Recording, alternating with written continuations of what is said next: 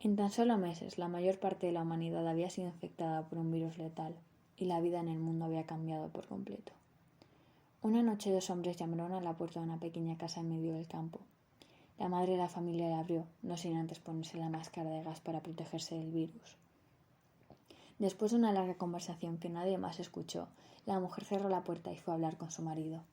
La pequeña niña, Lizzie, miró a su hermano confundida. Él se limitó a encogerse de hombros. A continuación, la pareja apareció ante sus hijos.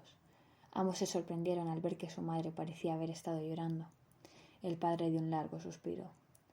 Tenéis que ayudar a encontrar la cura, pero para ello debéis marcharos. ¿De qué hablas, papá? El hermano mayor, Newt, preguntó. Tenéis que iros ahora, no hay tiempo para explicaciones. El hombre se aguantó las lágrimas.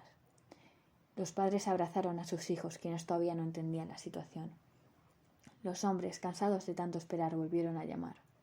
La pareja cogió de la mano a sus hijos, les puso las máscaras de gas y abrieron la puerta a aquellos soldados armados. Uno de ellos llevó a Lizzie y Newt al vehículo en el que habían venido, y el otro hombre se quedó con los padres. Una vez en el vehículo, Lizzie le dio la mano a Newt, temblando de miedo. Él también estaba asustado. La camioneta arrancó para llevarlos a un lugar totalmente nuevo.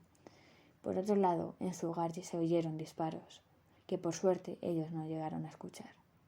Y así, sin siquiera saberlo, fue como ambos entraron en ese juego, sin salida, sin escapatoria, en el laberinto.